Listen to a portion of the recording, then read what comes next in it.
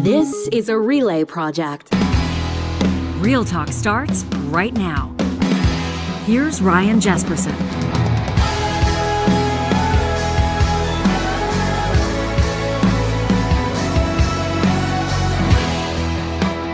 Well, I'm grateful to have you joining us on this episode of Real Talk. In just a second, we're going to get into a conversation. We don't have a time limit on it. We've got our coffees topped up, and we're going to let it breathe with two individuals that know a hell of a lot about Alberta politics. We've got a former cabinet minister in the House and probably Alberta's most recognized political blogger, both joining us as we discuss the future of the Alberta NDP, the official opposition, plus some of the goings-on involving Alberta's elected officials right now, including a big delegation over in Dubai for COP28, the UN Climate Change Convention. I want to put something on your radar first, though. If you wake up on a morning like this or you're making way through the afternoon, maybe you're listening to this podcast as you click away at your desk, a job that's just brutal. You can't stand it. You've been wanting to leave for years. You know, back to school this past fall didn't have to just be for the kids. If you're feeling stuck or unsatisfied in your job, it's a perfect time, maybe as we head into 2024, to go back to school for a new career. You can launch a rewarding career in real estate with Rello's affordable online courses that make it easy to pass your exam and get your license so you can get started with your own business, setting your own hours, you're your own boss, and plus unlimited earning potential as you help people buy or sell their homes. The best part about Rello, that's R-E-L-O, is how committed they are to your success. They've got live instructors that host online exam prep sessions every Saturday, and they've got a bunch of great resources to help you launch your real estate business well after you've passed the exam and gotten licensed. Here's an even cooler part. Because you're hearing about this on Real Talk, you're in a position to save 20%. Knock a fifth of the price off any Rello course with the code Real Talk. That's all one word, Real Talk, when you get started today at Rello.ca.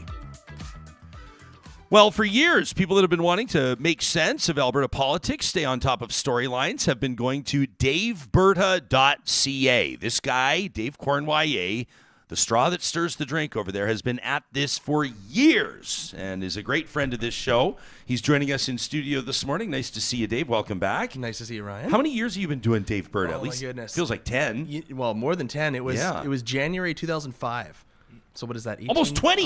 Almost 20. That's almost 20? Yeah, almost 20. Was anybody even, like, you were one of the first bloggers probably in Western Canada covering politics on a regular basis. Yeah, you know what? The mid 2000s was kind of like a golden age of like early blogging. It was like you had new platforms like Blogger that just started, and anybody. It was the first time that anybody could just go and create a blog and just write about whatever they want. So a lot of people had blogs, but when I started mine, I really focused on Alberta politics because it was what I was interested in. And honestly, like 18-ish years later, I didn't really think I'd still be. I didn't know if I'd still be doing it. It was just something that I started. But here we are. I now running a Dave Berta off Substack. Got a big podcast, subscriber list, a lot of supporters, got a podcast. Very grateful for everyone who's continuing to read what I write about Alberta politics. Well, I love it. Well, you prompted us to be talking about this. One of your most recent posts at DaveBerta.ca, the race to replace Rachel Notley as leader of the Alberta NDP. We knew, though, that for these musings today, for this talk to have validity, we needed an insider. We needed somebody who's seen it all. And that's why we're grateful that Deron Bilous is joining us. Deron, a longtime MLA and a cabinet minister. He was one of this story, the Orange Crush in 2015, when the Alberta NDP went from 4 to 54 seats. You were one of the 4. So you have experience as a fledgling party. You have experience in a majority government and then, of course, in cabinet as well. Minister of Municipal Affairs, Minister of Service Alberta, and more recently, Minister of Economic Development and Trade. You didn't lose an election when you walked away from politics. You did it of your own volition, and now a senior VP at Council Public Affairs. It's nice to see your face. Thanks for joining us. Thanks, Ryan. Happy to be here. Yeah, hit your mic there, the white button. Thanks, so when Ryan. you think back from 4 to 54, just to set the table here, how many people were absolutely blown away and caught off guard within the party when Rachel Notley and the rest of you formed government? Everyone. And I can tell a funny story. So, we started to feel it on the doors in week 2, where the numbers were coming back in, and Dave will appreciate this. Parties number the responses. So a supporter whether it's a letter A or a number one, where they say, yes, I'm going to vote for you, I'm going to vote for the party. And if they say, no, I'm a conservative, or get off my door, or whatever, then there are four, right? They're the opposites. And so the numbers were just pouring in, the support. And, I remember campaign managers going like, this doesn't make sense. You can't possibly be seeing this level of support. And so we knew something was going on. And it was about the third week that Rachel called me, Mason, Egan, and her to an undisclosed location where we had the conversation of, it looks like we're about to form majority government. What was the location? I'm just curious. I can't even remember. It was a hotel. Okay, I was like the Empress, like the one of the famous bars on White Avenue or something like that. That's where I see that conversation happening. Well, we'll talk today about whether the party needs a name change and who will succeed Rachel Notley. To be clear, she's not yet resigned as leader, but it's widely expected that she will probably in the next short while. But why don't we pay attention to what's going on in the news right now? I'm grateful to have a former Minister of Economic Development and Trade to ask this very direct question. Can you justify, I'm not asking you, Deron Bilous, but can Premier Danielle Smith, can this current Conservative government justify sending a significant delegation over to Dubai for COP28? A lot of people are saying it's federal jurisdiction. The United Conservatives are only over there to deny climate change, which I think is overly simplistic. But from an economic development and deal-doing side, can you justify it? Yeah, I think absolutely you can.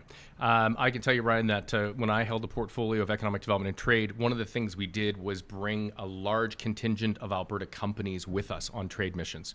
Because some jurisdictions want to see a government-to-government relationship before they're comfortable doing business with Alberta companies. And so, I had said during the Kenney era that it was a shame that they never went to COP to talk about what Alberta is doing. If I was a producer here in Alberta, I would have been quite frustrated with the Kenney government that you never went to say, hey, look at what we're doing on methane. Look at how we're reducing our GHGs. Look at our path to net zero. That wasn't government telling them they had to. That was industry on their own. And so I think, I definitely think it's worthwhile to be there, to be at COP and to have these conversations. Now, we can talk about the response to the feds coming out with their methane regs, where it's like it's almost a mirror of what we're already doing in Alberta. And so was that response warranted, or again, are we playing to the base? Yeah, well, let's sort of sum it up. So the response is happening as the delegation's over in Dubai, and the response basically is that Alberta doesn't support it. Alberta can't support it. It's not feasible. It's not doable. And this argument or this messaging is running parallel to, look at this net zero Dow Chemical investment that's being made. Look at all these advancements that are being made in Alberta right now. Can you sort of run those two messages parallel and have anybody buy into it? Is the message sellable? I'm not talking to their base, so I don't know if the base is buying it, but I think others are scratching their heads saying, again, the goalpost, I think the Fed said 2012 methane emission target. And in Alberta, we have 2014 as going back to. So they're almost identical. Yeah. Do politicians have to worry about their base when they're 6 months into a new mandate, 3.5 years away from an election? There's no AGM anytime soon. Danielle Smith doesn't have to lose sleep over approval. I think this government in particular is really good and really focused on speaking to its base. And you can see from day one when the legislature started, we didn't even really talk about it. Didn't even really talk about it after they introduced it. But first of all, the first bill was a referendum on any tax increases, on any personal or corporate tax increases. If that isn't speaking to a conservative base, I don't know what is. And then since then, Sovereignty Act, opposing the draft federal clean energy regulations. Everything this government has been doing is speaking to its base. And I think that was clear that when Danielle Smith became premier, when she won the UCP leadership, that's how she won it. And I don't think they've really skipped a beat since then. During the election was a little different. They presented Danielle Smith as kind of they got rid of didn't want to talk about some of the more controversial things like an Alberta pension plan, for example, which is a big issue right now. But since then, I think that the real focus of this government's agenda is speaking to its base. And you can see it with the opposition to basically any kind of proposed energy regulations that come, or any energy changes that come out of Ottawa. It's whatever comes out of Alberta is good and we're doing great and look at what we can do. And anything that comes out of Ottawa is, no, that's unreasonable and we can't do that. And that's all speaking to its base. And I think that's really what a lot of the messaging coming out of this trip to Dubai is about look what Alberta can do, we can do differently from the federal government. And I think there's a lot, going back to the question of is there value in going to these types of meetings and doing these international trips? I think there is. I think there's a lot of value. I think sometimes it's hard to quantify like what exactly the value is for, sending 100 delegates to Dubai or going to a conference in Washington or New York or London. But I think it's important that Alberta be there and that the government's voice be heard. I think that, the government's agenda, might not be the provincial government's agenda, and even the federal government's agenda might not be that productive. I'm not sure that we're really going to see any meaningful action against climate change coming out of COP 28 in Dubai. I mean, looking at the coverage that I've been watching, it looks more like an oil and gas trade show than it does an actual like serious climate change conference. And I think that's what you get when you hold a conference like that in a major oil producing. Exactly. I mean, isn't the chair of this conference? Isn't he like the president of the Emirates something like that national oil company? Like, I mean, this isn't. It's hard to take it seriously, which is disappointing because climate change is, it's a very serious issue. Yeah, and I'll also say, and like Deron, it's kind of funny. This is the first time I'm interviewing you since you've been a minister. I'm going to be calling you minister and all this, and then you'll probably tell me to lay off of it. But you can't have meaningful conversation on climate change without involving industry, without involving the big emitters, right? 100%. Like in so many ways, as Rachel Notley's, what was the panel, the oil sands panel, when she included Zipporah Berman. Remember that? Zipporah's been on the show. As a matter of fact, Zipporah joined us from COP last year. Okay. That was when she most recently interviewed with us. But people had to say, well, you can't have Rachel Notley wouldn't be able to sell her plan to industry and wouldn't be able to sell her plan to the environmental lobby or to the average person if she didn't have those diverse voices represented on a panel. And I do think you have to have voices of industry at COP. But if people feel like those voices are the loudest ones at the table, or the other voices aren't meaningfully represented, or there's multi-billion-dollar deals happening on the floor and nothing's really changing on the climate change front, then people might start to question the validity of a convention like that. I don't know. No, for sure. And I think, again, when governments are coming up with these kind of policies, I mean, you have to engage with industry. There's one thing, obviously speaking from experience that we learned is you can have really great ideas, but you need to hear the what's the impact or the consequences of those ideas, intended and unintended. And, that's where I really enjoyed working with industry to say, hey, listen, we're considering X, Y, Z and getting their input. But to your point, I do think industry, especially the oil and gas sector, recognize that they have a huge part to play in this. And so, again, I keep going back to the Kenny years, but, there was industry saying, no, we want to meet these climate goals. And it was the Kenny government that was standing up and saying, no, nobody's going to impose this on you. It's like, no, they realize that they need to, reduce their GHGs, pull carbon out of the barrel, et cetera. We've got some interesting comments happening on the live chat right now. That's interesting is the word I use when I'm trying to decide how, the magnitude of the fire I'd like to return on here. But yeah, it's kind of funny. People feel, and maybe we'll talk about politics and polarization. I've sort of said here my position on this, and Adler and I got into it on Monday. Adler is like whatever Danielle Smith does, Adler fucking hates it. That's basically his position. And my position, and the promise I'll make to this audience, is I'm going to take a look at situations and scenarios and policies and judge them on their merit, which is what I've done for my entire career. And so I've spoken very critically, for example, about the wind and solar moratorium. I think it's boneheaded. I think it's ridiculous. I think it's stapling industry's feet to the floor. Quite frankly, I think it's indefensible. But on something like COP, I 100% support them going. People, like Adler on Monday says, well, who is having the government pay for their trip over there? Well, are you a government employee doing government business? Like, in what world, in what industry are the employees paying their own freight to go to conferences for work? So I think some people have kind of lost the plot a little bit, but it's okay because this show will bring everybody back. We'll bring you back to reasonable conversation on the moratorium. Deep breaths, everybody. Is there any way, is it true, Deron, as far as you know or knew, the insights you had at the legislature, what you saw happening with industry and investment in renewables? Was it the Wild West? Was it necessary for this government to press pause for 7 months on hundreds of millions of dollars of renewables expansion in Alberta? Did you see anything when you were there at the legislature that led you to believe that this was a real problem, that this could be Orphan Wells 2.0? Well, I don't know about when I was there, but I can tell you that since I've left, I've had many, many conversations. And so, I'll be the first to say that the government did a terrible job communicating the moratorium on renewables and the pause on renewables. Quite frankly, it reminded me of how poorly we communicated Bill 6. Two different topics. But and I'm not defending this pause on renewables, but what's interesting is when we were government, we saw that our electricity market needed to change. We were an energy-only market, and I'll try not to go down the rabbit hole too far, and started to transition our market, and we couldn't do it in our 4-year term. And then Kenny came in and completely reversed it.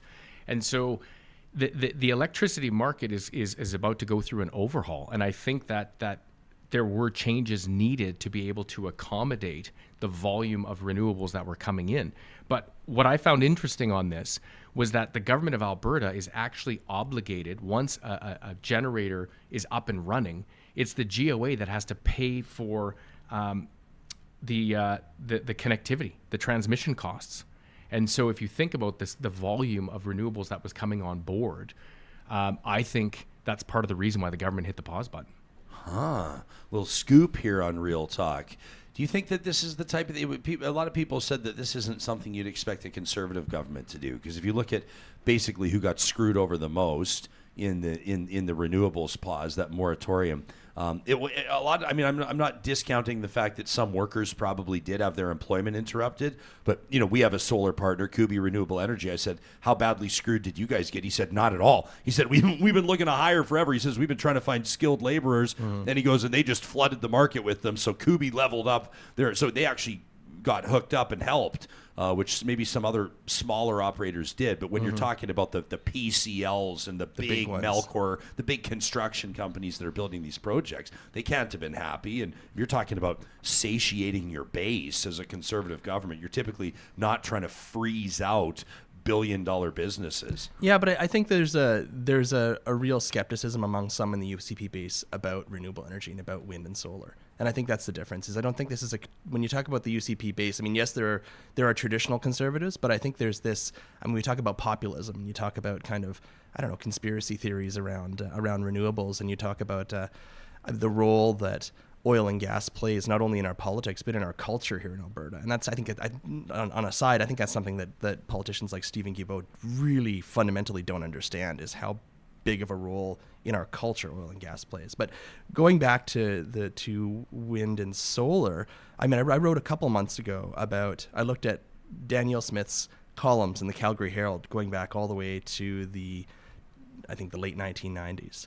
And she has been consistently skeptical of wind and solar in columns, almost every year since she started writing for the Calgary Herald many years ago. So I think that is part of a play. That is part of the play. I think that the seed was already there. I think there was already deep skepticism of wind and solar in the Premier's office before this moratorium happened, even though they didn't really talk about it during the UCP leadership race. Well, I appreciate you saying the Premier's office too, because I think you don't have to dig very deep to find video of her executive director of her office, Rob Anderson, former MLA, former Wildrose MLA, of course. I mean, that if she's skeptical of wind and solar, he wants to, take the pits for carbon capture and put it down there. That's where he wants it. There's a lot of Rob Anderson has a lot of Facebook videos out there. He hosted a video series during the pandemic, and I think it's called Rob Anderson Unfiltered, and I think they're all still on Facebook. He might take them down after I say this, but yeah. But it's a greatest hits of everything you'd expect coming from that wing of the Conservative movement in Alberta. Yeah, maybe somebody should do a mashup for the holidays and just remind everybody of what's going on. I just want to add one quick thing to this conversation. So no doubt that it had a negative impact on investments in Alberta. And coming from a government that says we're open for investment, Alberta's open, now you've just shut down a whole industry. It did have a chill, and I can tell you, I'm speaking from talking with companies, that they said this has put a chill. But the other thing that's interesting is again, it's not oil and gas versus renewables. So a lot of oil and gas companies are wanting to make renewable investments to help them reduce their emissions. That's how they get there, energy right? companies. They're energy companies. A lot of those companies were extremely frustrated because they didn't have projects in the queue yet. And so they're saying, well, listen, on the one hand, we're being told, this is what we need to do, and yet the way that we're going to get there, you've just tied our hands. Yeah. Right.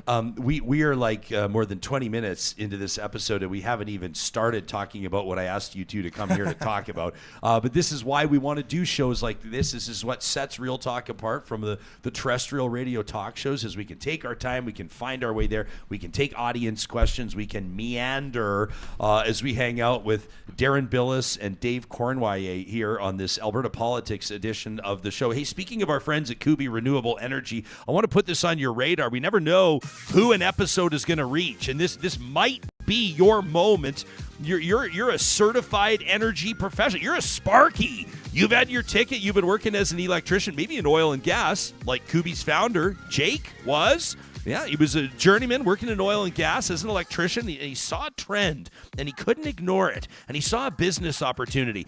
And now they're employing like 130 people and growing. And that means that they're looking for talented individuals to help Western Canada remain a leader on the renewables front. If you're seeking a new horizon in your electrical career, you could maybe even just be an apprentice at this point. Join Kubi to make an impact as a solar installer. Your skills will be cherished at their company. They'll get you that comprehensive training, so it's a seamless shift. This is a great way to keep your career momentum. Get ready to master solar system installations and shine with Kubi Renewable Energy. You can check out the careers link today at kubienergy.ca. Our friends at Friesen Brothers want to let you know that, of course, as a family-owned business, get this, since 1955, they understand what's so special about this time of year, and that is quality time with your loved ones, oftentimes around the dinner table. They invite you to check out their Ukrainian-inspired Christmas dinner box. You can either order it in-store, 16 locations across the province, or you can go online. Place your order today at cateringbyfriesen.com/Christmas dinner box. This is what my family does. It allows us to sit down and chill. You put it in the oven, it warms up, and boom, you have a Red Seal chef prepared dinner, courtesy of the team at Friesen Brothers. We also wanted to mention our friends at Complete Care Restoration. And we told you this amazing story of theirs just yesterday, a BMO climate certified insurance company. And what's especially cool about that, they're the only one in the province of Alberta. The only one. And so when you see fire or flood being repaired, mold, asbestos, you name it, all the nasty, gnarly stuff, typically 100% of the materials cleared from demolition are going straight to a landfill. The team at Complete Care is so proud of the system they've developed. They are now recycling an average of 71% of all material taken off a job site. Can you believe that? 71% on average is recycled. Just another reason why the next time you hear of someone, or perhaps it happens to you, disaster strikes, you need to know where to turn. We recommend you trust Complete Care Restoration.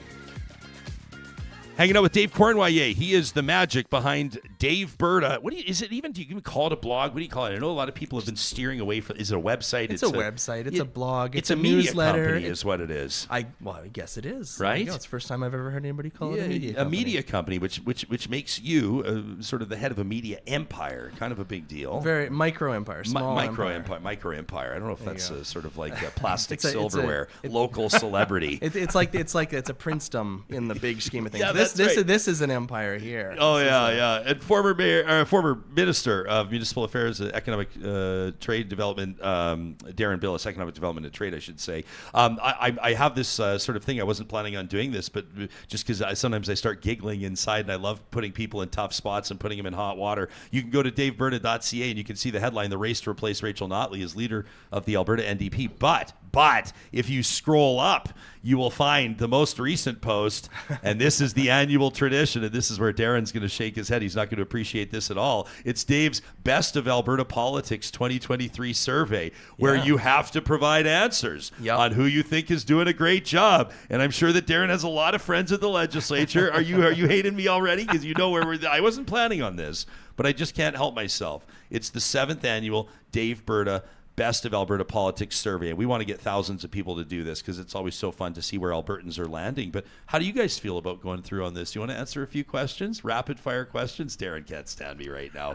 The Best Alberta MLA of 2023. Are you going to pollute your survey if you give your answers right now on the show? Well, I mean, people will vote however they vote. Who is the Best Alberta MLA of 2023? Well, I think for the past 3 years, it's been Janice Irwin.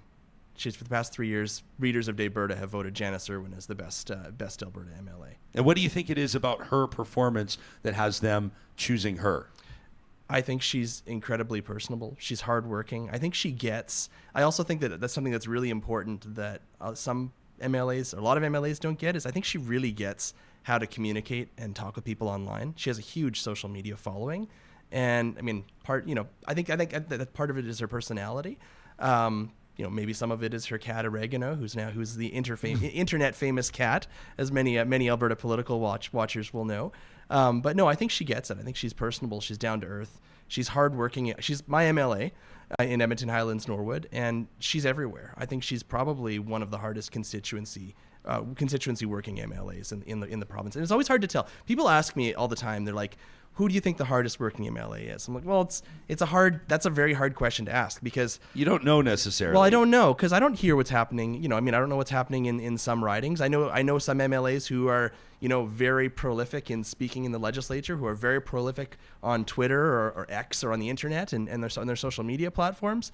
But I don't necessarily know how they're doing in their ridings, how their constituents feel about. So it's a hard thing to gauge. So you got to, I have to couch it in these terms is, some MLAs do really well, do really good committee work, which is really boring for most people and stuff that most people don't even know about.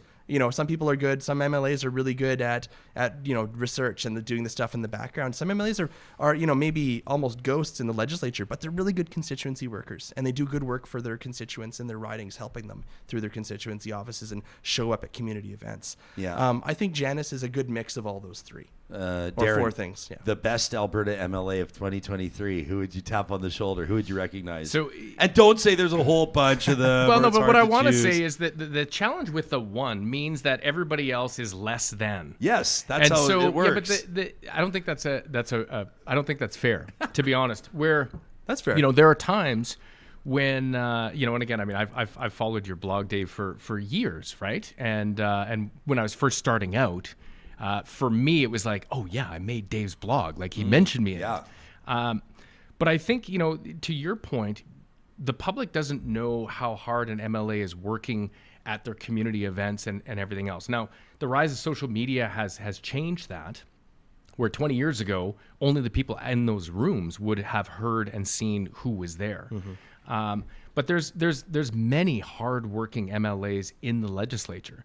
And I got to tell you, being in government, so having a portfolio is like 2 full-time jobs. We're talking 12 to 14-hour days every day, 6 days a week. The ones that are really hustling. Man, I would see, and I see how they work. Politicians, and I understand, and it's so necessary as well to do the glad handing and the baby kiss. I don't know what's post-COVID. You're not kissing babies anymore, but at least posing for photos with them. But you understand what I mean. The work at the ground level and the networking and the kind of the greasing the wheels, all that, and then never mind the door knocking, which would be a nightmare. And I was going to say, me. so the advice that I've given the new MLAs is that you keep door knocking especially in your first term. You should be going out twice a week, every week. Yeah, which is what I did in Beverly Clareview. Even if you're nowhere close to an election, Doesn't even matter. if everything's going fine. Doesn't matter, because those conversations, that's where voters go, we're nowhere near an election, why are you on my door? And, I took the position of, if I want to represent you, then I need to come and talk to you and find out what's important to you. Yeah. And that is much more meaningful than posting things online. Great answer, Darren. Mm-hmm. Unfortunately, our judges have ruled we are still going to need a name from you. The Best Alberta MLA of 2023. I hate that frame, the best. I know you do. I think that you can give honorable mentions too. There's a number. Well, then I'd be listing a lot of people for honorable mentions. But no, you know what? I'll talk. I'll give you a name, Ryan. Sure. And it's someone who, especially when I was still in MLA in our last year, was working really hard.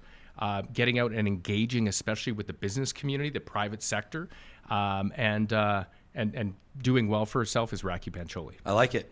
Yeah, that's my choice for 2023. Raki Pancholi, the best Alberta cabinet minister of 2023. Interesting question for a former cabinet minister to answer. I need to think about Who this. played for a different team. Okay, Dave, do you have one that really caught your eye or that impressed you? Now, it's interesting here as well because you can go under two premiers, right? A cabinet minister in 2023 could be either someone who is serving under Jason Kenney. Well, or, Kenney pardon was me, 2022, yeah. You're So right. this is but- pre-election but and post-election. Pre-election, post-election is what I remember should who was say. around before the election. So you'd have two different cabinets.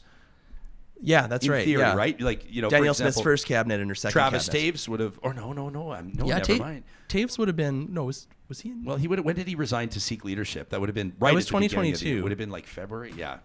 I'm drawing a blank. Did he come back? He came back as finance minister Who's after. that? Travis Taves. Because the, yeah, he did. Yeah. Okay, No, that's he right. stayed as Daniel Smith's cabinet or finance minister minister, yeah, until right. the election. Until the election. Until the So he election. was on, but he would have resigned in like, because when was the leadership? It was like in October, right? The election was in May. Yeah. So, okay, But yeah. then so she brought him back on. That's okay, right. so you'd have, so this will be a purely Smith cabinet, but two different cabinets.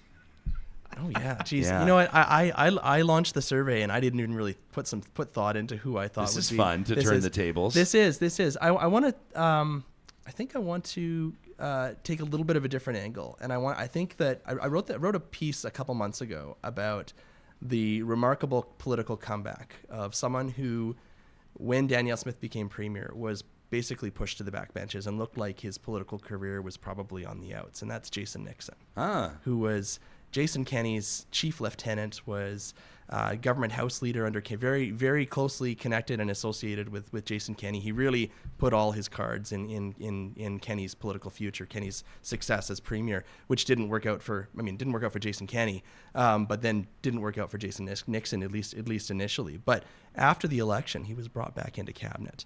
And I think that was a really interesting move on Danielle Smith's part, because I think Jason Nixon, for all his people will fault him for being a firebrand UCP partisan and a firebrand Jason Kenney supporter, but I think he's probably one of the smartest political minds inside that cabinet. So I think bringing him back into cabinet was probably a really, really smart political move on Danielle Smith's part. And I'd also like to point out that another person who was brought back into the cabinet after the election, who was dropped when Danielle Smith became premier, was Rick McIver, who is the most experienced UCP MLA, has had many years experience as an MLA, was a cabinet minister under the Progressive Conservative government, was a longtime city councillor in Calgary, was dropped from cabinet when Danielle Smith became premier, but after the election was brought back in as municipal affairs minister. And I thought that was also a very smart move, bringing two experienced veterans back into cabinet when the UCP had lost a lot of seats in the election. They lost a lot of cabinet ministers in the election: Tyler Shandro, Jason Copping,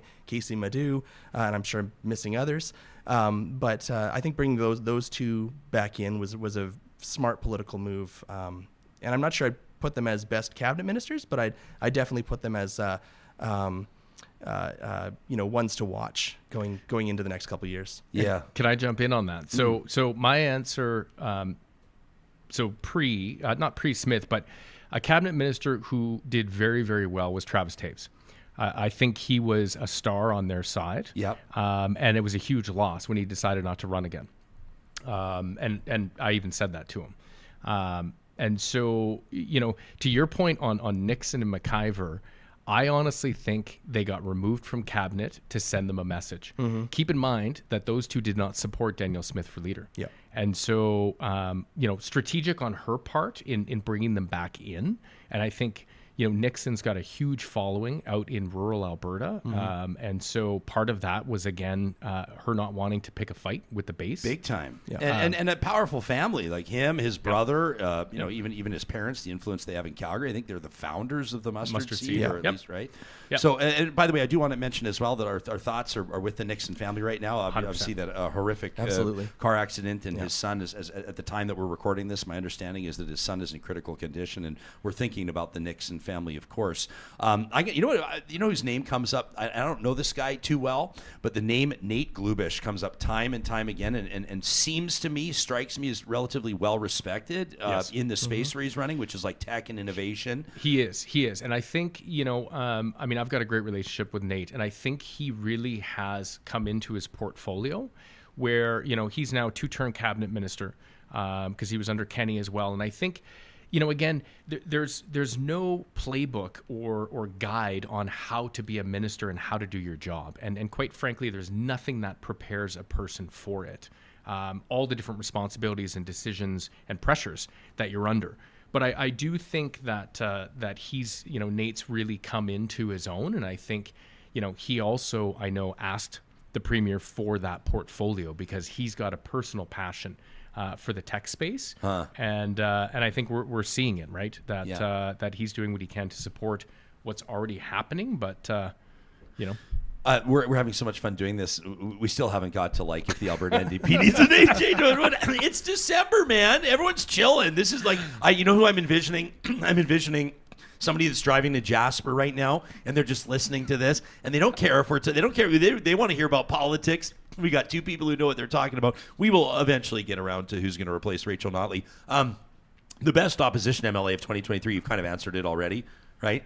You've kind of answered it already. That's a separate question. Sure, best opposition, but we've already said best Alberta MLA. You both have given your answers. Back to that list. The up and coming MLA to watch in 2024. I'll go first just because I'm putting you two on the spot. Yep. Yeah, I think super impressed by Najwan El-Junaid down in Calgary, and I think that she'll have if she elects to stay in politics, I think she'll have a bright future in that party. So that would be mine. Who do you think, Deron? So I'm going to pick three because I think Najwan is one of them. I also think Court Ellingson is another one. He was a VP with Calgary Economic Development. That's how I got to know him.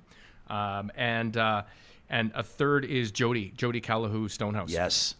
I think those three. I think quite frankly, the quality of candidates that the NDP fielded in this election was much more qualified candidates, people who are experts in their field. I mean, Dr. Luann Metz, is a neurologist.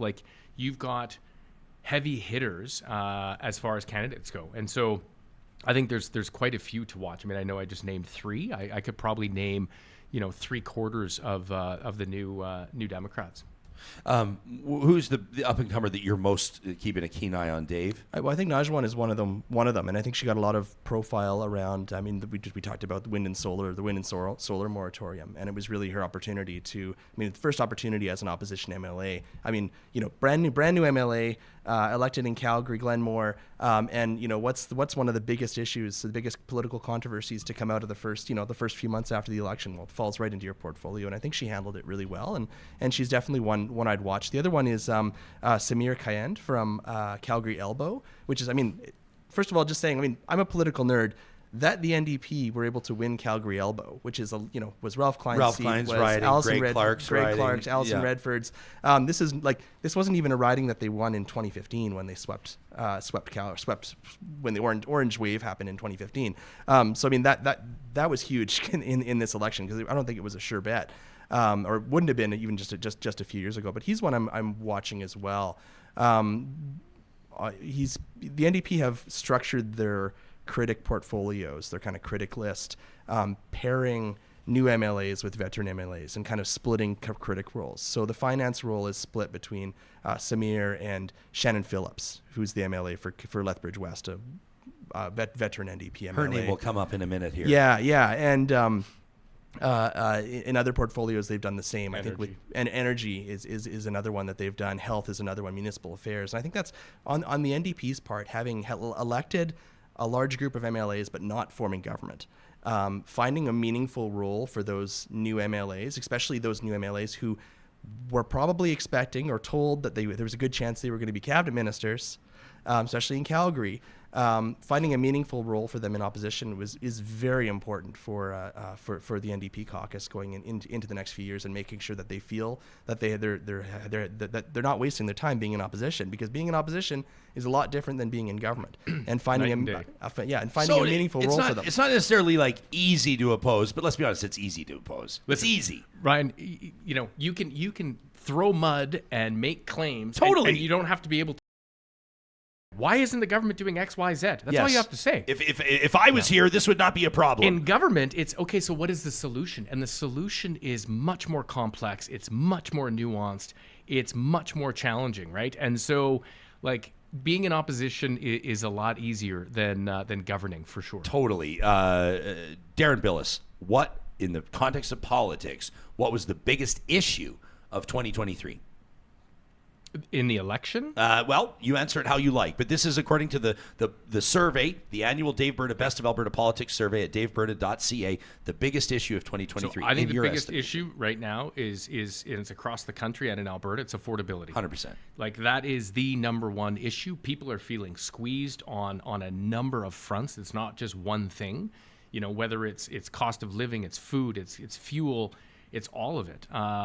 You know, again, we're going through shrinkflation right now, where you know, a bag of chips that you bought 2 years ago the bag is the same size or maybe even bigger, but it's just full of more air and there's less in it, and so your dollar's going a lot less. It's not going as far.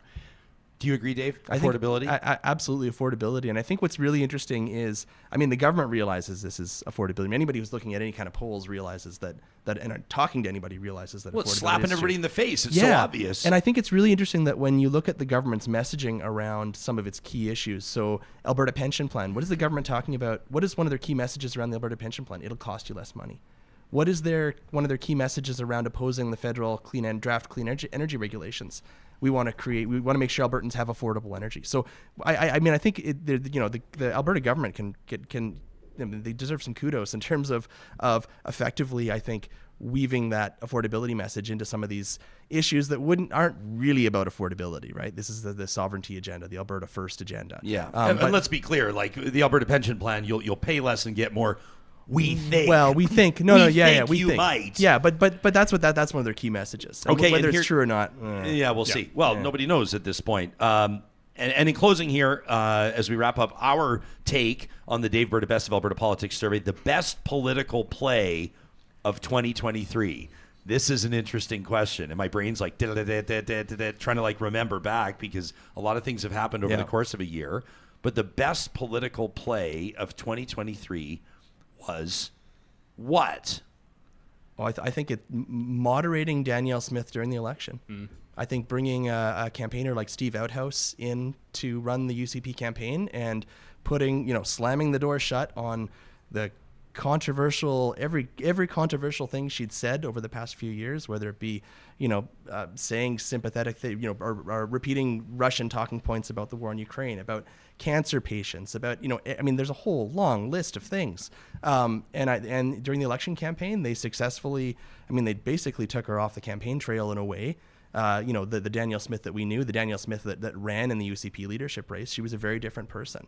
And I think that was the biggest political play and the most effective political play of the year. Yeah, because they won. I you know what, I have to agree with Dave. I think that election was the NDP's to lose. Yes. And again, the fact that they came in and said to Danielle Smith, "You're no longer a radio talk show host. Stop musing out loud." Yeah. They pulled her off the trail where, the NDs were tracking how many times she made appearances. And in the second half of the election, I think it was like twice in 2 weeks. And it was a bit of an uphill and an unfair battle because I feel like Albertans set the bar, and I'm talking about the debate now. Mm-hmm. The bar for Danielle Smith in the minds of most Albertans was, don't say anything crazy. Yeah. Don't say anything crazy, and you won the debate. And that's exactly what happened, is that the bar was so low for Smith, where Albertans forgot that she's an incredible orator. She's an incredible communicator. She's done this for most of her life. And so the bar was so low for her that she just had to step over it, and boom. Yeah, no, I think that's. When I watched that debate, going into the debate. I knew as a political watcher. I knew this. Danielle Smith is incredibly comfortable at a podium. She's incredibly comfortable in front of a TV camera, in front of a mic. That's her career. That she did well by not saying anything crazy didn't really surprise me. But you're right. I think it was a real expectations management. Part of it was the NDP played up the controversial things she was saying, which she did say in positions she did hold. But then when she got an opportunity to stand in front of Albertans for 45 minutes or however long the debate was, and she didn't come off as crazy, then obviously then people thought, well, They didn't necessarily believe what the NDP were saying. No, I think it was similar to I think I wrote about this at the time. I remember back in 2015, the federal election. Remember how low the expectations were on Justin Trudeau, and part of it was the federal Conservatives, their campaign. He's not ready. He's not ready to be prime minister, and they really played up how unprepared he was. And then he came out during the debate, and he came out during the election campaign, and he was damn good. Yep. And it totally blew the Conservative messaging off, and people were were blown away by how well he did. Now, that's not to say how he's done in the past 8 years or past 10 years, but I thought there were similarities between that in terms of just pure expectations management.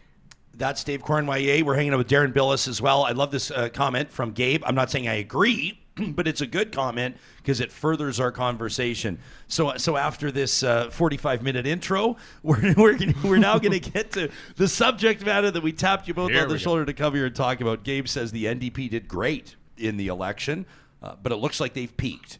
He says, I don't think that there's anybody better than Rachel Notley. That from Gabe. We're going to find out what these two think in just a second. What does the future look like for the official opposition party that has a lot of reasons to be encouraged? I mean, they won Calgary. By the numbers, they won Calgary, but they didn't form government. So ultimately, at the end of the day, it's like losing Game 7 of the Stanley Cup Final 7-6. You still lost. So they got to figure out where they go from here. And we're going to get there in just a quick second. But speaking of those of you that are listening to this podcast that are heading in, you're on your way into Jasper, you're on your way on the highway, and you're listening to the podcast. Of course, every single Wednesday, courtesy of our friends at Tourism Jasper, we give you a chance to learn a little bit more about what's happening at one of Canada's crown jewels, Jasper National Park. And of course, you know that once we get through the holiday season, and there's nowhere more magical to celebrate the season than in Jasper, but you've got Jasper in January coming up. From the 12th to the 28th of January, Jasper comes alive to celebrate the lighter side of winter. There's a ton of amazing outdoor programming, mouth-watering culinary delights, parties, nightlife, celebrations in Jasper. They don't hibernate, they celebrate.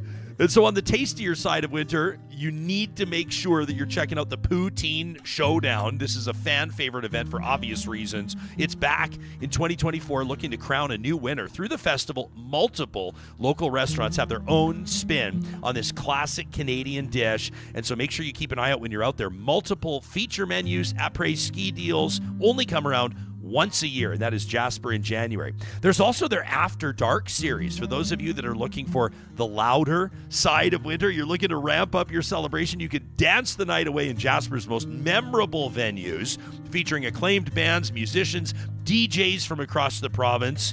Johnny, you booked to get out there, Infamous? Do they have you booked to get out there? If I'm going out there, I'm not working, Ryan. I'm gonna enjoy it. Fair enough. That sounds to me like maybe we need a Real Talk staff retreat, pal. Street parties, fireworks. You can break out your dad's or mom's neon ski suit, take over the streets of downtown Jasper. They're going to be partying like it's 1989. I recommend you check out the Athabee. Tell them Jespo sent you. And then on the unique side of winter, coming up on January 13th, not to be missed, the Jasper Polar Plunge, okay? Refresh your perspective with this new event happening January 13th, plus the iconic Jasper Pond Hockey Tournament. Get your best shinny buddies together for the most spectacularly scenic pond hockey tournament. There's everyday ODRs, the outdoor rinks, and then there are ODRs surrounded by the Canadian Rockies. You can learn more about Jasper in January. Start planning your trip today by visiting jasper.travel. Deron Bilous, a former NDP cabinet minister, longtime MLA, and Dave Cournoyer, a political commentator for coming up on 20 years at daveberta.ca. Dave, you've asked the question, does the Alberta NDP need a name change? The race to replace Rachel Notley as leader of the Alberta NDs. A lot of people are going to be talking about this because we love talking politics. Real talkers love it too. Does the Alberta NDP need a name change? I think this is an interesting discussion to have, and it's recently former Calgary Curry MLA Brian Malkinson launched a new group called Alberta's Progressive Future, and this group has pinned one of the big issues, one of the big reasons why the NDP lost the last election, the provincial election, on the NDP name. So they did a poll. They got Janet Brown, who political watchers know, a very respected pollster, to ask a couple questions in one of her polls about about the NDP name and about its connection, how Albertans feel about its connection to the federal NDP. And anybody who's been paying attention to politics will recognize the UCP talking point, the Trudeau, Notley Singh alliance. And that was something that Jason Kenney used. Most of the time when Kenney was premier, it was the Trudeau-Notley alliance. But then after 2021, it became the Trudeau-Singh-Notley alliance. And the key, the key reason that kind of talking point was effective was, and the whole point of it was to try to tie Rachel Notley to Justin Trudeau, because Trudeau is so unpopular in Alberta, and tie that through the connection through the federal NDP. I'm not sure if the name change the energy that needs to be used for the NDP going ahead into the next election and going into their next leadership race, whenever that happens, if the name change needs to be the big issue. But I think there are Democrats who really want to have that kind of conversation. So I think that's going to be interesting. This is the kind of thing that changes. Who knows when the next election rolls around, if the next provincial election rolls around. Is Justin Trudeau still going to be prime minister? Is Jagmeet Singh going to be the leader of the federal NDP? Yeah, probably not. So is Daniel Smith going to be the leader of the UCP? Well, I think so, probably. But who knows? It's all up in the air, my man. Alberta politics is or the premier's office is a rotating door sometimes in Alberta. So, but there are some New Democrats who feel that, especially those who, and there was a list that the group released of NDP candidates who didn't win, some who came very close, who ran in Calgary, who ran in rural Alberta. Who really feel that association with the federal NDP and some of the more left-wing positions that the federal NDP takes did hurt them on the doors in their ridings. Deron, are people going to be fooled into, are people going to be convinced, you changed your name, so you're not, come on. I've thought are we insulting people here? I've thought a lot about this. So, first of all, what I'll say is that there are a percentage of Albertans who will never vote for the NDP because they're the NDP. Now, and I've heard this on the doors. I've knocked on tens of thousands of doors in the past 15 years. But those people are never going to vote for the party no matter what it's called. And so part of it, Ryan, I think, is that, changing the name, is that going to help? Let's look to British Columbia. The BC Liberals rebranded as BC United. They are doing the worst they've done in their history. Nobody knows who they are. That was always a weirdly named party anyway, though, because the BC Liberals were the conservative option. So correct. I always messed up. It's interesting over there. But I think, number one, a name change to many Albertans, I don't know if that's going to have a positive impact, or the way that some of these folks like Brian Malkinson think it's going to. But I'll say number two, okay, and we're going to talk about leadership, potential leadership candidates. Many Albertans have no idea who those individuals are. And I'm talking even the likes of people like Shannon Phillips, who was a former cabinet minister, the environment minister, Sarah Hoffman. Many day-to-day Albertans don't know who they are. And so you change the brand of the party, and now you've really confused the heck out of people, as opposed to they know who the NDP is. And when we talk about, rebrand, I want to say, first of all, I think, Rachel has done that over the past 10 years since she's become leader, where she took a party that was a fringe party, very left-wing party, and took them mainstream. She made it serious. Yeah. Well, and people saw that the policies were quite reasonable, and that this government was appealing to the masses. It wasn't a fringe party. It wasn't, hyper ideological, which political parties can be. And so, I think when we talk about Rachel's successor, that it's not rebranding in the sense of change the name rebranding. It's continuing the brand that Rachel designed, which is not the same as the federal NDP. That's how I get my backup, because I disagree with most of the policies of the federal NDP, and would say, no, we are the Alberta NDP. We are pro-energy. We are pro-economy. It's not. Environment and economy are two sides of the same coin. They're not opposites. This is remarkable what you just said, though. I recognize you're not a sitting cabinet minister, but you're a high-profile former cabinet minister and a longtime Alberta NDP MLA, to sit here and say on the record that you disagree with most of the policies of the federal party, which wouldn't surprise anybody that knows you well. But for a current NDP opposition critic, let's say, the health critic, David Shepherd, comes on and says, I disagree with most of the policies of the federal party, he'd probably get a phone call, right? Well, You'd probably get a phone call. I still may get a phone call myself, Ryan. Yeah. But no, but I think, again, the Rachel helped brand or rebrand the Alberta NDP not as, and I get that that's the conservative talking point that she answers to Jagmeet Singh. I mean, the reality is she answers to nobody. The provincial party is not beholden to the federal party. And so the question of those candidates that signed and said, we lost because of the ties to the federal party, to be honest, how many average Albertans even know that there's a connection other than the same name? And how many would suddenly not vote for the NDP or vote for them if they said, we've separated completely from the federal NDP? So let's get into when it comes to the succession plan here. There's a couple of things that should be stated. Number one, Notley's not yet resigned. It's just widely expected that she will, and probably soon. And number two, it's a wide open race, and so most folks will probably that pay even a small amount of attention to Alberta politics, have on their short list a few names they could throw out there. Who would be right now when it comes to early front runners, Deron? I'm not going to ask you for one because I know you're already ticked off about getting me that survey. I don't even know if I'll give you a few. I mean, okay, Dave's got them on his website. But Dave's got them on his website. So Dave, you chose to list 12 of them, Dave, and obviously it could be more than that. But you've got Najwan El-Junaid there out of Calgary. You got Jody Calhoun Stonehouse, obviously first-term MLA, very impressive. Joe Ceci, long time. I mean, he was a Calgary alderman, as they called them, a Calgary councillor for a long time. He's been a provincial finance minister. I suspect that Ceci won't seek the leadership, but maybe he'll prove me wrong. I don't know. Kathleen Ganley, who we already know is putting her team together with some formidable names.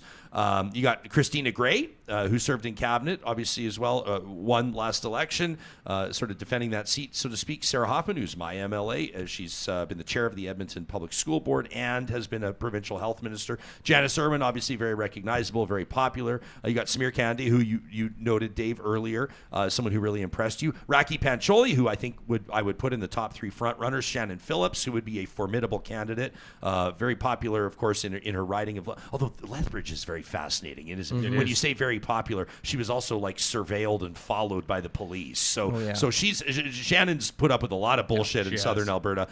You've got Irfan Sabir, who's maybe a little bit more quiet. Like he's not like this bombastic sort of like he's not on social media all the time, throwing hand grenades at people, but very competent. Widely respected. And then a real likable guy as well, a guy who is very earnest, David Shepherd, who's the health critic. Yesterday, Max Fawcett figures that David Shepherd, in Max's words yesterday, dresses too much like he's from Edmonton to win the whimsical. I believe the word was whimsical. He dresses whimsical, and he dresses too much like he's from Edmonton, says Max, which we figured really out. Funny. I think just means he wears bow ties. I think that's what he that has means. He's the MLA for downtown.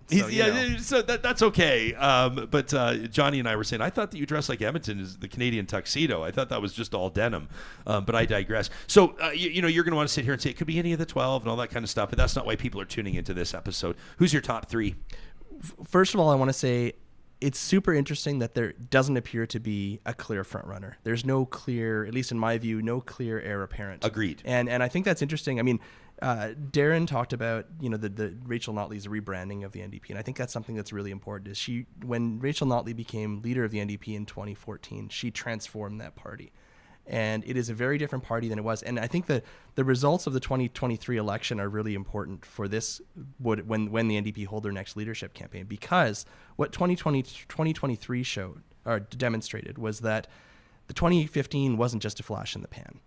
I mean, after the 2015 election, we heard a lot about the accidental NDP government and the NDP where, there would never be an orange wave again. And then they lost in 2019, but then in 2023, they were able to make big gains. They made big gains in Calgary, as you said, Ryan, winning more votes than the UCP in Calgary, which I never would have expected.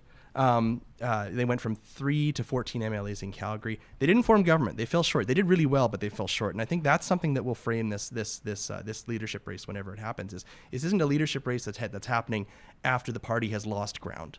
It's a leadership race after the NDP has actually made significant ground. There's a lot of positives. So there's a lot of positives. Sure. So I think there's going to be a lot of dynamics in this race, and because this is the first time the NDP have held a leadership race as an actual viable political party that can actually be in a position to form government, there's a lot of dynamics that I don't know what's going to happen. I mean, there's different branches of the party. There's this whole group of new kind of moderate Calgary MLAs who, some of them might be closer to, might have been comfortable running as progressive conservatives 10 or 15 years ago. Well, yeah, I mean, a lot of them worked in oil and gas. Exactly. They've got the careers in energy. Exactly. So this is a very different NDP than it was in 2014 when Rachel Notley won in her leadership race. How did that, this is a loaded question. How did it get under your skin? You're like, I didn't say it did, but it must have got under your skin, all that accidental government, all that stuff from Kenny. How did that, like when you were a cabinet minister and a senior cabinet minister, how did that make you feel when you heard that?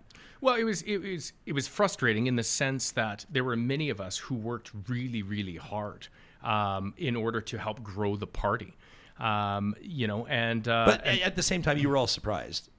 Surprised that we formed government because, if the surveys before the writ dropped showed that we were going to grow, but not that we were necessarily going to form government or go from 4 to 54, right? And so, accidental, for me, it frustrated me. But, I mean, I'm the first one to say that, listen, that election was a combination of things. So Rachel had some brilliant moments. Prentice had a few huge blunders that took away. And you also had a party that had been in power for 44 years. And there was, high levels of, not just complacency and arrogance, but entitlement. There were a lot of, think about, some of the Redford entitlements that happened, the Sky Palace, a number of things that really set the stage. Hey, can you hear me out for a second? The Sky Palace is not necessarily, first of all, it's not called, opponents of it call it the Sky Palace. It's not called the Sky Palace. And I actually think that building it is totally justifiable, and I actually think it was really smart. Yep, and I do think that the premier should have a residence. But building it in secret. Building it in secret's bullshit. Yeah, that was the big thing. And it happened around the time that there had been deceit on the flight manifests, and there was a lot of stuff happening. So the timing of it was terrible. Yep. But the actual investment in the residence, I don't think is as scandalous as people pretend like it is. Would you agree? It, again... You can say I'm out to lunch. They could have done it all wrong. Well, so Ryan, we're talking about building a penthouse because it's the top of the building. Technically, it's a penthouse, yes. It's a penthouse. I've been up there. You could just say it's the top floor. And and part of it was, again, the fact that it wasn't just being built for a premier. It was being built specifically for Alison Redford and her daughter.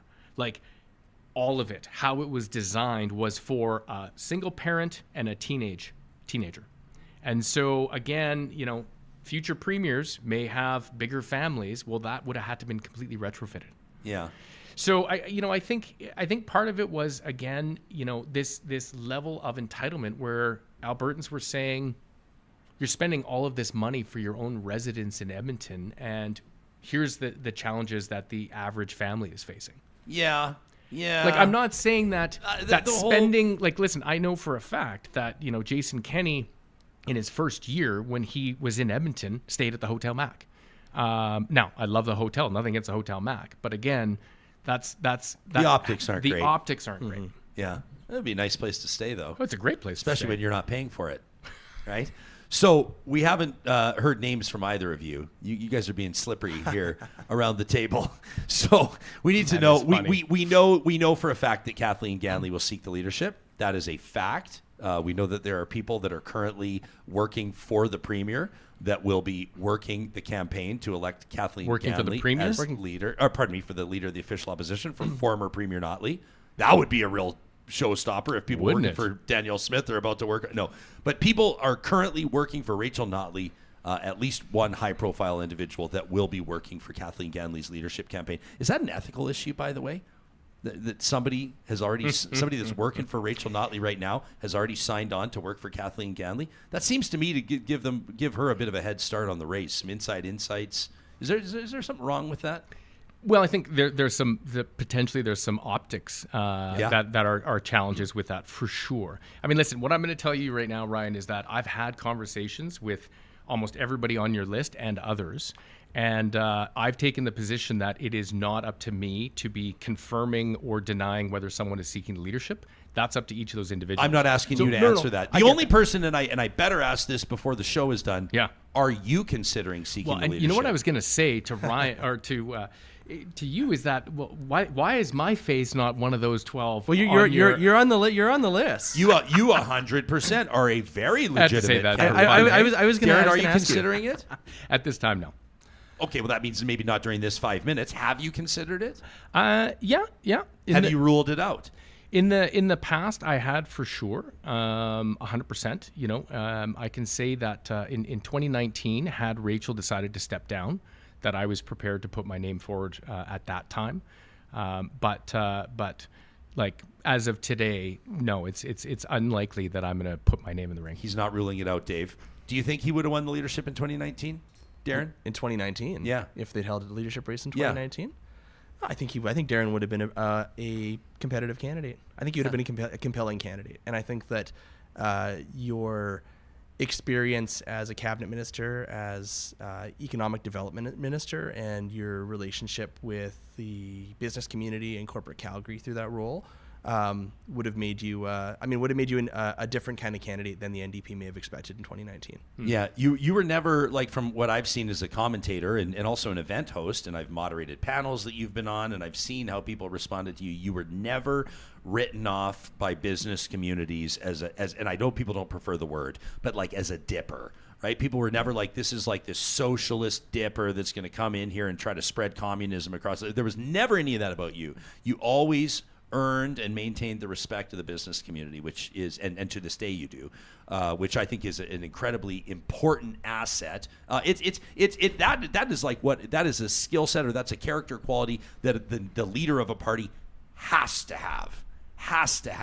You cannot be the one that's going to be like, I was going to be glib. I'm not going to be glib and invoke international tragedy right now, but you can't be the activist that's getting like thousands of likes on all your photos and just rely on that as a popularity contest to win leadership. That is not what party leadership is all about. Would you agree? Oh, I agree. And I think, you know, so the timing of when Rachel does step down, I think is very, very healthy for the party. I think like the 12 that you have on there, Dave, and there may be others that decide that they want to run for leader, but I think it's going to be, as you had said, very dynamic. I think it's going to revitalize or reinvigorate the party, and it's going to be an interesting race to watch for sure. Yeah, we'll circle back on some of these names here because you guys, geez, you're making me work. What about outside candidates? People are curious to know. Two of the obvious ones, we don't know if either of them are interested, but the former mayors. I've heard those names too. Iveson and Nenshi are obvious names to consider, to throw out there, to include in the conversation. And then there could be others as well. Sure. What is the likelihood that someone that's never spent a day as an MLA could be the next leader of this party, Darren? I think they would have an uphill battle. And so the New Democrats, so party membership, the base, is the only way to earn their trust and support is to, work with them, alongside them, shoulder to shoulder. And so this is another reason why I don't think it would be wise for the party to change their name, is it's disrespectful to all of those people who have toiled for decades, knocking on doors, doing the hard work, and you suddenly say, okay, that's great, thank you, and now we're moving on, right? And so I think a new candidate would really struggle to earn the vote of the existing membership base. I really do. Unless they were a non-elected who's been on the front lines with the party base for years, and they have credibility within the party. Mm-hmm. Randy's here in the live chat. He says, I wonder if Thomas Lukaszuk ran, if he'd be successful in bringing in small C conservative votes. My initial response to that is that would not work at all. Former deputy premier for the Conservatives. Lukaszuk certainly has a following. He's a smart guy. He understands how things work. He's also quite polarizing, and I just don't think anybody would buy him as an NDP leader. If you felt like you should lead that party, why did you run for the leadership of the Conservatives? Why did you serve as deputy premier under Alison Redford? No offense to Randy, love Randy in the chat, but I don't think that's a serious suggestion. I don't think so either. I mean, I think that for the NDP, I mean, there's going to be a lot of questions that are going to be asked, and there's going to be a lot of, tests that the candidates are going to have to face, and questions that are going to be asked about where they stand on labor issues, on environmental issues, on some traditional NDP issues. But the big question that I think NDP members need to answer is, who is the leader who can bring them further than Rachel Notley took them in 2023? Is that person there, and who is that among that group? Is there someone there? I don't know yet. I don't know yet. And that's why I say there's no heir apparent. It's tough to say because you've got here's so I'm obsessed with my hockey pool, okay, guys? And the Ottawa Senators have this incredibly skilled defenseman named Thomas Chabot. He's a pure offensive wizard. He's still in his 20s, so he's still in his prime. But here's the problem: is the Senators also have Jake Sanderson, who's looking like he could be a generational power play quarterback. Very good. Now, everybody was always musing about how Sanderson might perform on the power play, but they didn't know because Chabot, it was his spot to lose up until Thomas Chabot broke his hand 5 or 6 weeks ago. And now Jake Sanderson gets handed the keys to run power play 1. And now that Chabot's almost ready to come back with his healed hand, guess what?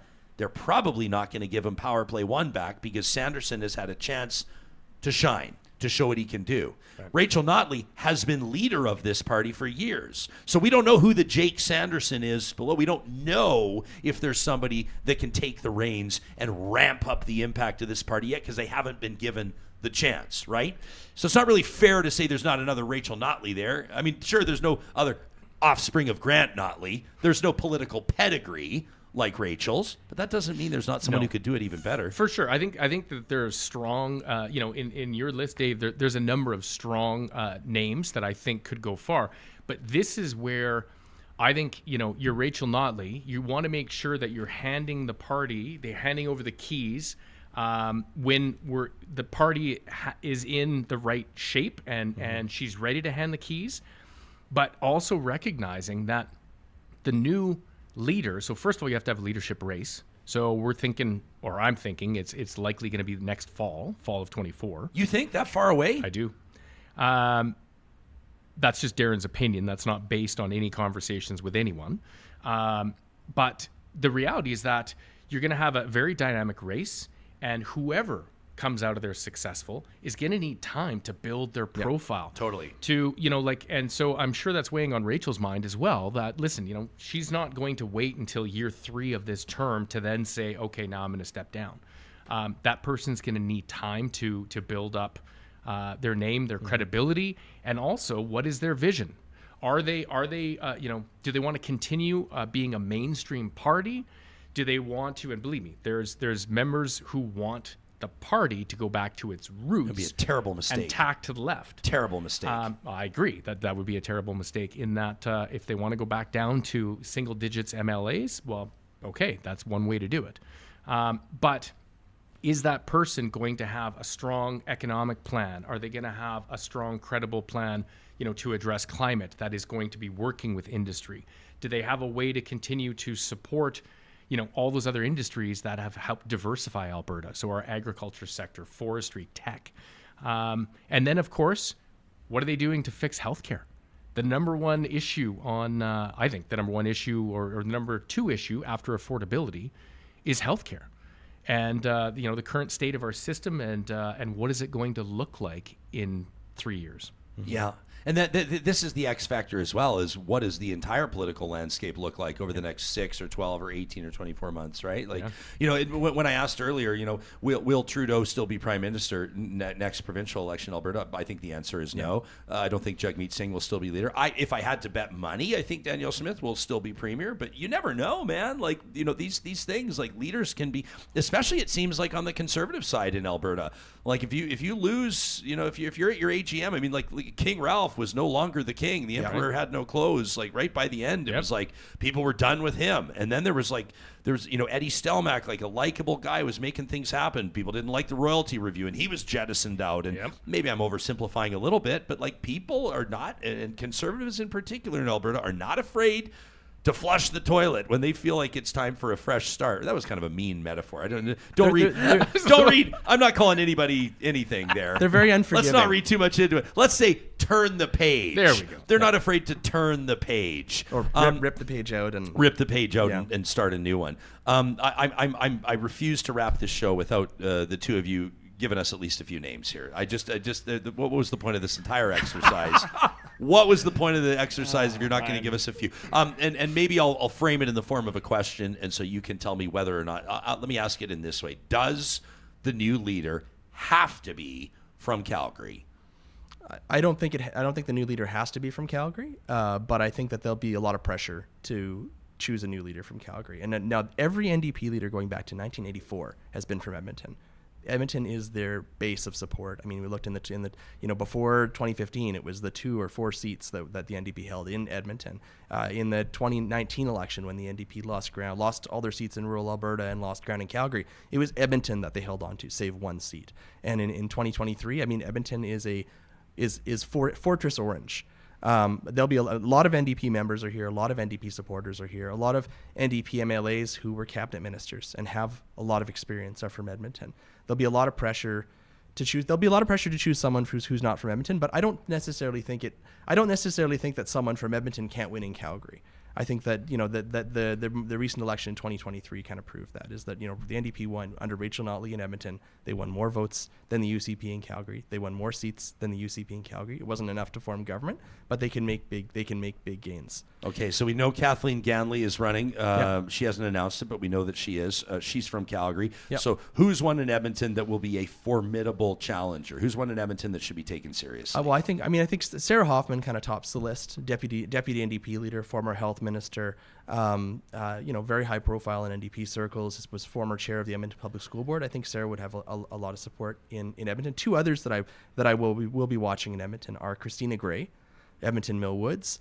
I think she's underrated as a political operator, but I think she could do well in a leadership race. And I think David Shepherd is kind of the one to watch. He's kind of on my list. And he may dress. Maybe you said Max Fawcett said he dressed. What is it? Was he dressed? What did he dress? Whimsically. Whimsical. Shepherd's style, man, is. I think Shepherd would, if he decides to run.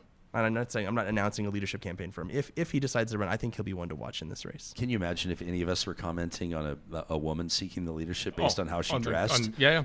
We would be absolutely crucified. Listen, I'm going to get a text from David. Dude, what is up with ripping my bow ties?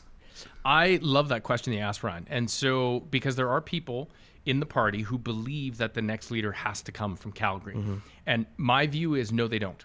But they have to be accepted by Calgary. And I'm not about to spit names, but there are names on that list of potential leadership candidates who are, in my opinion, the circles I travel in, are accepted by Calgary. Who would not be accepted by Calgary? I'm not answering that. Oh, come on. Because there are also names on this list that I don't think have yet been accepted by Calgary. Not to say that they couldn't, but I think the leader doesn't have to be from Calgary. And I know that there are current MLAs that feel that very strongly. I disagree. I think it's just a matter of, working hard to earn Calgary's trust and support and being seen as not Edmonton-centric. That's Deron Bilous. You did a pretty good job of dodging direct questions today, pal. I'm going to give you credit for that. Were you a politician? Were you a politician? I resigned from our condo board last night after 17 years of service. Wow. And in my outgoing remarks, I heard somebody chirp from the back. You sound like a politician. I said, well, I'm doing my best to channel their skill set there. So there you have it. But you can, of course, check out Deron. You still active on Twitter, on X, at Deron Bilous? Not as much? Just at Deron Bilous. You still have your account. I still have my account. I still have my LinkedIn. I'm more active on LinkedIn, to be honest, than Twitter. If people want to learn more about what you and the team are doing at Council Public Affairs, yes. Hey, in a couple sentences, you're kind of like, this is an entity that's established to basically cover the entire political spectrum. Yeah. Right? So when I left or didn't run for re-election in May, I decided, it makes sense to leverage or make use of the network that I have, but also understanding how government works. I think there is a gap between the private sector and government. And so, in my role as Minister of Economic Development and Trade, I felt like I was a bridge or a translator between the private sector and government and vice versa. And so this is an extension of it. So I chose Council Public Affairs because we are a multi-partisan and multi-jurisdictional firm. And I can tell you, Ryan, that no matter what the sector is, Ottawa's policies, regulations impact every sector across the country. And so there are firms that only operate in Alberta. Yeah. And I think if you really want to service your clients, to be able to look at the whole picture, the whole country, operate in multiple jurisdictions, you can serve them better. And same with the multi-partisan, right?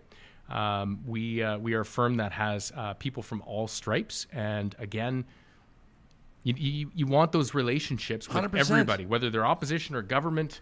In real life. I mean, right. it's kind of I'm not necessarily comparing what we do, but maybe in a way. And people can check out, by the way, councilpa.com if they want to learn more about what you're doing. But same as us, this isn't a partisan show. Sometimes you'll hear takes on this show that resonate with where you stand politically, and sometimes you'll hear stuff that really gets under your skin, or it drives you crazy. The idea being that we challenge one another, that we consider different viewpoints, that we put things through tests, through our own intellect, and see where we land. And I always say at the end of the day, if you listen to an episode, or maybe you have a conversation with somebody that you wouldn't normally talk to, and you change your mind, that's great. If you stay firmly in resolve where you stood in the first place, also great. You challenged your perspective and emerged where you were, where you began, and you can feel stronger about that position. I mean, I just, that's kind of the formula for this show, to be quite honest with you.